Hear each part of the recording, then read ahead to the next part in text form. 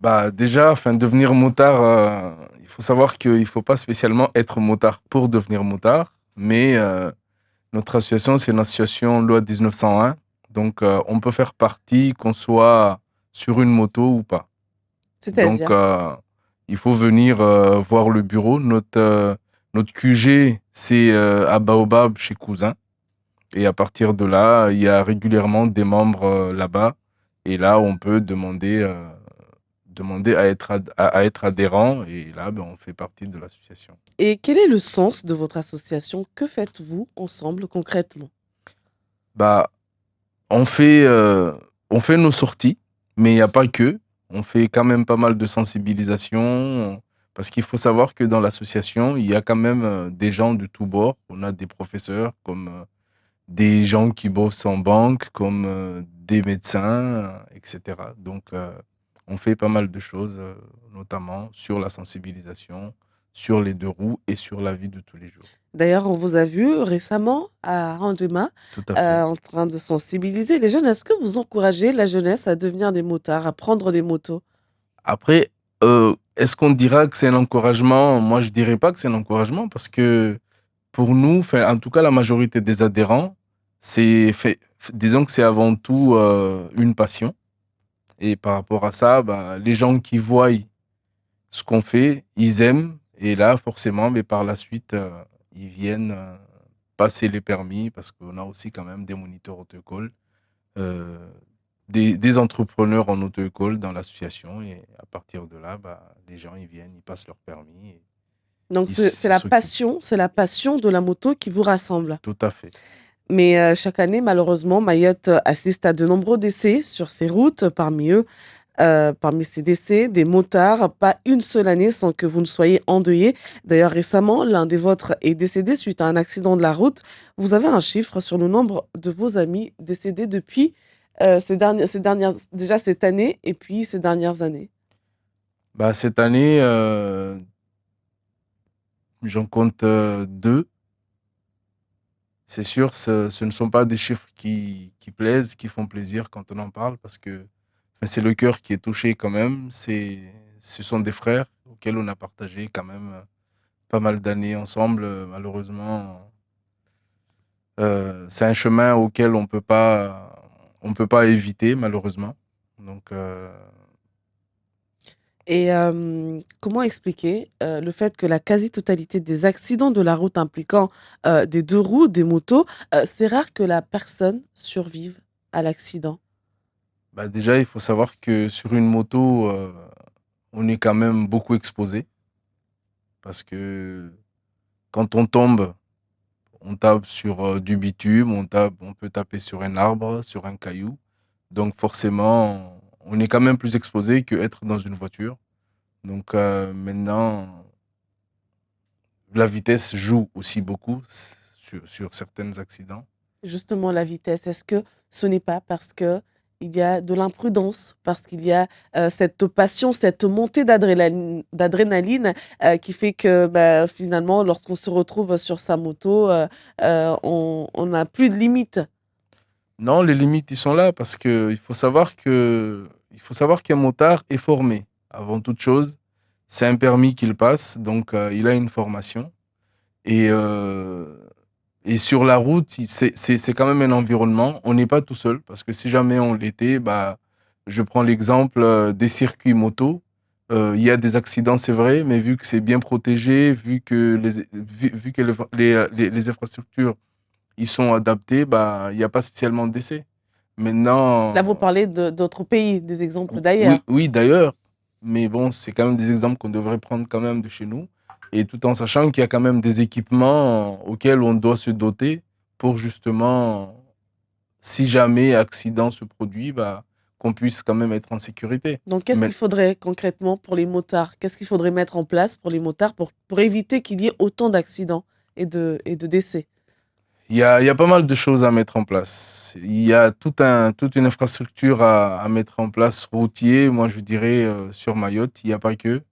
Et une bonne sensibilisation. On a quand même pas mal de routes auxquelles, dès qu'il pleut un petit peu, il y a des graviers partout, Il y a quand même pas mal de facteurs qui font qu'à des moments, bah, quand il y a un accident, il est malheureusement dramatique. Et qu'est-ce que vous Mais faites? Est-ce que vous sensibilisez justement? Parce que on va rester un peu sur vous. Vous êtes motard, mais vous avez aussi une autre casquette intéressante. Vous êtes agent d'exploitation à l'ADL. Vous êtes chargé d'entretenir les routes.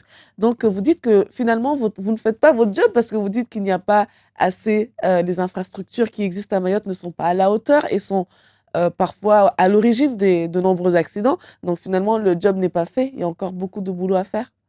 bah, du boulot à faire, il y en a. Le job n'est pas fait, je ne dirais pas ça, parce que on est tous les jours sur la route pour entretenir justement ces routes-là. D'ailleurs, vous verrez effectivement, les habitants du Sud, ils ont quand même pas mal gueulé ces derniers temps. Et là, en ce moment, tous les moyens enfin, ont été mis là-bas pour du fauchage. Donc, les moyens, ils sont mis. Malheureusement, ce n'est pas un boulot qui consiste et puis enfin, qui est destiné qu'aux agents. Il y a tout un staff derrière. Le département est aussi impliqué dedans, les communes, l'État. Donc maintenant, tout le monde devrait quand même prendre ses responsabilités pour ce territoire, pour l'entretien de ces routes. Vous sensibilisez justement ces élus, c'est tout ce monde qui est censé justement veiller à la sécurité, des usagers de la route? Bah, la sensibilisation, elle est faite, oui, parce que vous avez parlé de deux casquettes, motard et en même temps un agent de la DEAL, mais je suis aussi monsieur moto. Donc par rapport à ça, il y a des sensibilisations qui sont faites parce qu'on fait des sensibilisations auprès des établissements scolaires, auprès des entreprises, auprès de ces collectivités pour justement à ce que les choses s'arrangent. Maintenant, on a quand même un réseau qui date enfin, de plusieurs années quand même à Mayotte qui est resté inchangé. Et on a quand même un parc automobile sur Mayotte qui s'accroît de jour en jour. Quand on regarde les véhicules qu'il y avait sur nos routes il y a quelques années, bah, aujourd'hui, ils se sont multipliés par 100, tout en sachant qu'il y a quand même sur Longoni des conteneurs qui sont là, des véhicules qui sont là, qui attendent justement à ce que les véhicules ils soient dédouanés et puis qui viennent sur nos réseaux. Et le réseau, bah, forcément, il est petit, donc il faudrait soit revoir Et un qu'est-ce que autre vous aménagement. proposez justement en termes d'aménagement? Ce serait quoi l'idéal? Est-ce que c'est, juste, aménager l'existant ou c'est voir, la création, Bah, sortir, il d'autres, faudrait créer. On a, enfin, moi, je vois parce que on fait pas que de la moto, on fait souvent de la randonnée aussi au niveau de l'association. Donc, il y a pas mal de GR qui existent sur le territoire. Pourquoi pas réhabiliter enfin, ces zones-là pour permettre à ce que les véhicules puissent passer sur d'autres axes que sur l'axe principal vous qui existant. travaillez à l'ADL, est-ce que, c'est des propositions que vous faites? Parce que, il y a des routes nationales, effectivement, souvent, elles sont dans des états, pas possible, hein, les routes nationales à Mayotte, tout comme les départementales, hein, mais ou les communales, mais il y a aussi un sacré problème sur, les routes nationales. Est-ce que l'État aussi pourrait, faire ce geste-là et voir d'autres solutions, créer de nouvelles routes nationales? Après, chacun a son poste, malheureusement. Moi, je ne suis pas Mmh, spécialement placé sur un poste auquel mais vous pouvez être force je de donne un avis. proposition. Mais non, les propositions, ils sont données parce il y a pas loin qu'il y a un mois et demi, euh, on a signé le DGO justement pour permettre à faire des propositions C'est auprès quoi le de... DGO?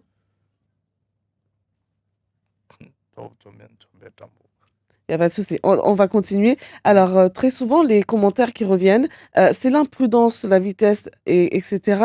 Lorsqu'on voit on a un réseau routier qui est complètement saturé, vous l'avez dit, beaucoup, de véhicules, mais aussi de roues. Hem, le fait de vouloir absolument arriver plus vite lorsqu'on est dans une voiture, les motos, les scooters affluent de partout. Est-ce que ce n'est pas aussi, un danger pour les automobilistes? Est-ce que les 2 roues, les motos ne représentent pas un danger pour les automobilistes? Bah, moi, je pense que c'est plutôt le contraire. C'est plutôt les automobilistes qui représentent un danger. Parce qu'aujourd'hui, quand vous allez regarder la majorité des accidents qui se sont produits, c'est souvent un véhicule qui coupe la route à un motard, c'est un véhicule qui fait demi-tour, c'est un véhicule qui fait ci. Donc, à un moment, il faut savoir que la route, on la partage tous ensemble, hein. On peut être piéton et puis être exposé d'un accident ou avoir un accident. On peut être motard, scooteriste ou un chauffeur d'automobile qui a un accident. Donc, c'est tout le monde. À un moment, tout le monde doit comprendre que sur la route, on n'est pas tout seul. Et à partir de là, avant de prendre n'importe quelle décision, bien contrôler, bien vérifier avant de s'engager sur une manœuvre ou autre. Parce que pas souvent, ça met en péril la vie de l'autre sur la route. Donc vous, monsieur, vous avez une voiture ou pas? J'ai un véhicule. Est-ce que il vous arrive, il vous est jamais arrivé de croiser des motos ou des scooters complètement imprudents sur la route? Il y en a forcément, parce qu'aujourd'hui, comme j'ai dit tout à l'heure, un motard, il a une formation. Aujourd'hui, on a mis en place des formations de quelques heures pour les scooteristes, mais ça se passe pas spécialement comme ça. Parce que moi, je prends l'exemple, hein, quand un motard va acheter une moto, on va dire que le premier truc qu'on lui demande, c'est son permis de conduire. Moi demain, je suis pas motard, je vais chez un commerçant pour acheter un scooter. On me demande pas spécialement un permis ou quoi que ce soit. On me vend le scooter et puis c'est tout. À partir de là, sur la route, si jamais j'ai été plus ou moins sensibilisé, j'arrive à savoir. Il y a pas spécialement que l'équilibre sur la machine, mais il y a toute une formation pour permettre justement d'être sur la route. Il y a le code de la route, il y a tout ça. Donc, il faudrait peut-être sensibiliser, former les scooteristes, qu'il y ait aussi un contrôle derrière des Donc forces de c'est plutôt les l'ordre. scooters qui ne respecteraient pas plus le code de la route que les motards? Pas spécialement, mais il y a quand même, en tout cas enfin, sur cette famille-là, des gens qui ne sont pas spécialement formés et qui sont amenés souvent à des conduites irresponsables, je dirais. Est-ce que dans votre association, les motards de Mayotte, est-ce que vous comptez des femmes? Il y a des femmes. Il y a des Beaucoup? femmes, il y en a pas mal, oui. Comme j'ai dit tout à l'heure, c'est une association de loi 1901. On n'a pas besoin d'être motard pour adhérer dedans. Donc, on a aussi des femmes dans l'association, ouais. Donc, vous m'avez dit en début de cet entretien que vous faites des sorties. C'est combien, à quelle fréquence exactement? Bah, on a une sortie prévue tout le premier dimanche du mois. Ça, c'est tous les motards qui souhaitent, qui viennent. Et à partir de là, chaque dimanche, les passionnés qui ont envie, on se donne rendez-vous et puis on fait la sortie moto sur l'île, quoi. Vous choisissez comment les routes que vous allez emprunter? Généralement, c'est pas spécialement qu'une route parce que comme vous avez dit, la moto, elle va quand même assez vite, c'est assez rapide à se D'ailleurs, c'est faufiler et limité à puis à faire. Mayotte pour rouler, c'est limité à pas plus de Non, 100. c'est limité comme tout le monde, oui, effectivement. Maintenant, Vous dépassez la plupart du temps, hein, ça arrive, oui. et pourquoi prendre autant de risques? Est-ce que c'est des risques? Ce sont des machines qui doivent quand même rouler. Donc, il y a des moments où on se lâche un petit peu quand on a une bonne visibilité et autres. Merci beaucoup, Irshadi Bakar. Je rappelle que vous êtes membre de l'association des motards de Mayotte. Merci d'avoir été l'invité du Zakwidi. Merci à vous.